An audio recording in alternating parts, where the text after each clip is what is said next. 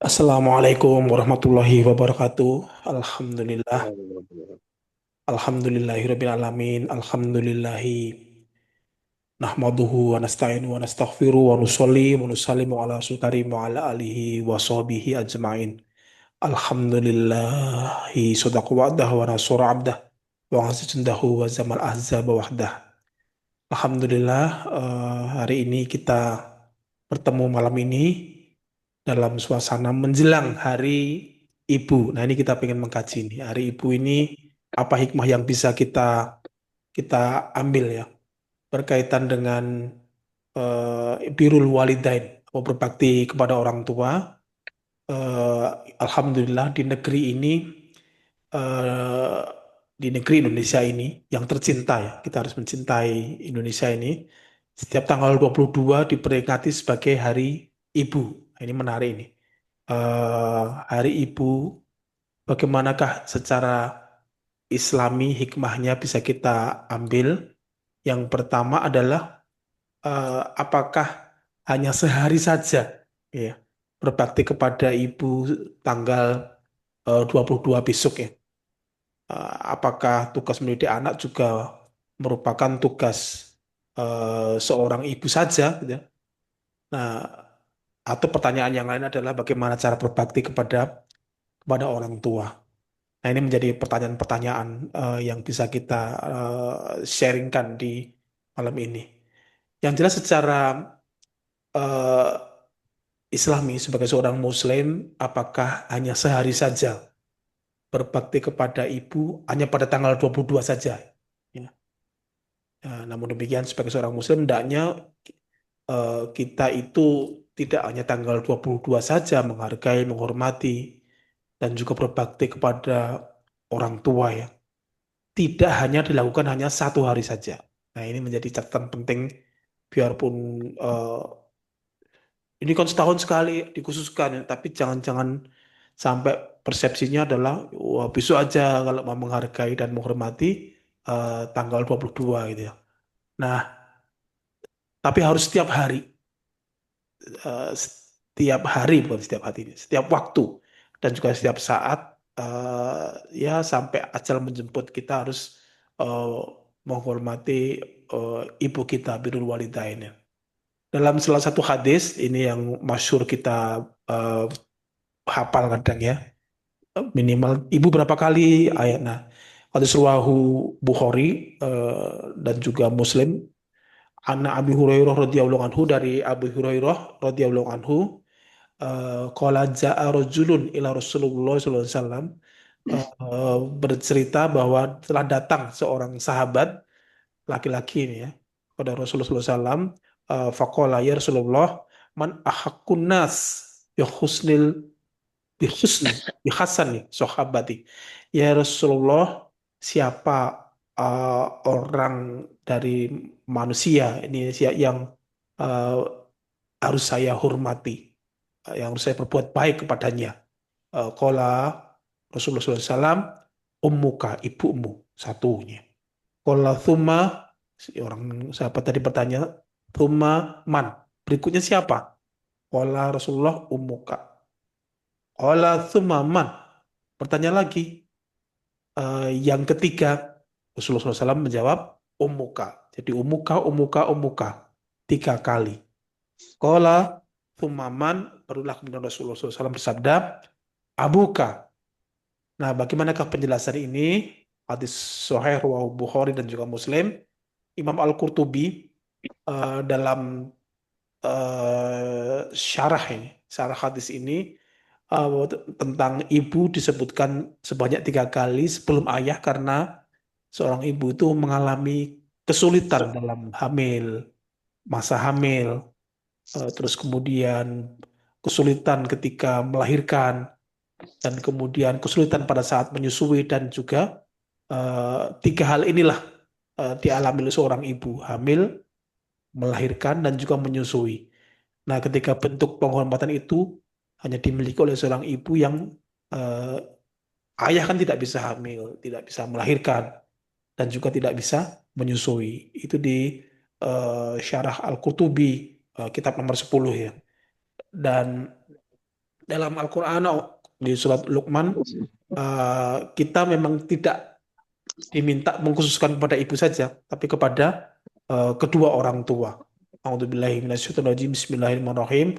Wa wasaynal insana biwalidaini hamalathu ummuhu wahnan ala wahnin wa fisaluhu fi amaini aniskurli wa walidaini ilal ilayal masir. Dan kami perintahkan kepada insan manusia agar berbuat baik kepada biwalidain, dain dua orang tuanya. Khususnya kepada ibu, ini ada kekhususannya. Wahamalat ummuhu wahnan ala wahnin. Ibunya telah mengandungnya dalam keadaan lemah dan yang bertambah-tambah dan menyapihnya dalam usia 2 tahun. Uh, Aniskurli dan bersyukurlah kepadaku dan biwalidaika, dan kita juga harus bersyukur kepada dai itu waladai itu dua orang tua. Nah, ilayal masir, hanya kepada Allah kita akan kembali. Menurut Ibnu Battal dalam Fathul Bari, Allah Ta'ala menyamaratakan antara ibu dan ayah dalam hal mendapatkan bakti dari anaknya. Kemudian Allah mengkhususkan ketika tahap yang dialami oleh seorang ibu, ya kan tadi hamil, melahirkan dan juga menyusui gitu ya.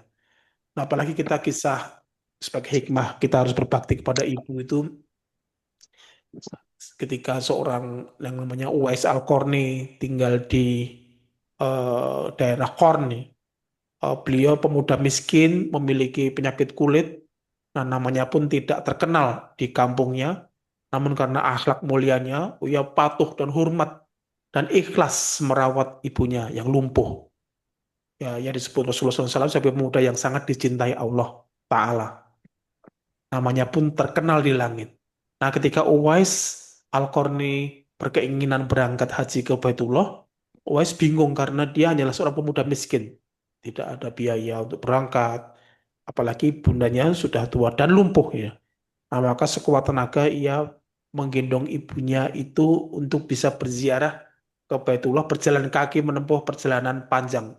Jaraknya sekitar 1100 19 kalau di Google Map ya. Yang seperti Anyer Panarukan lah.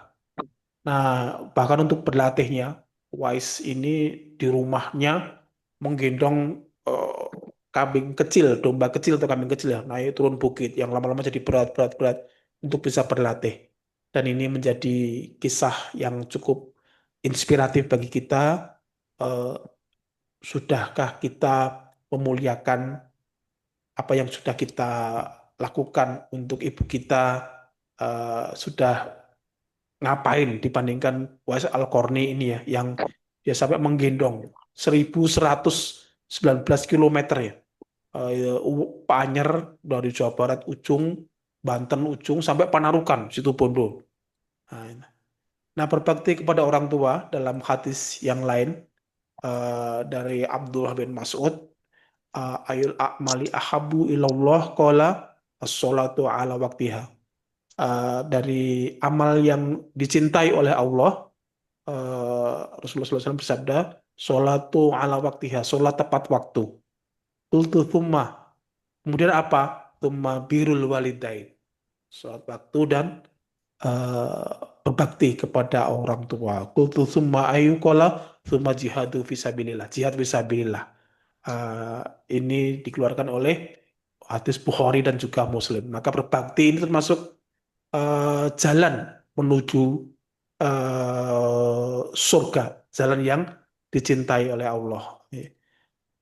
Dan ini yang cukup masyhur dari Abdullah bin Amr radhiyallahu anhu, Rasulullah SAW bersabda tentang berbakti kepada orang tua itu menjadi sebab datangnya ridha Allah untuk hal yang baik ya, dan juga sesuai syariat.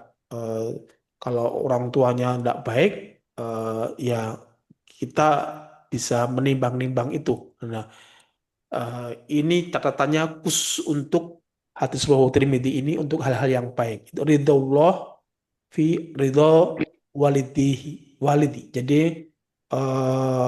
wasokhotul robbi fi sakhotil walidi. Jadi ridho Allah itu tergantung dari ridho orang tua.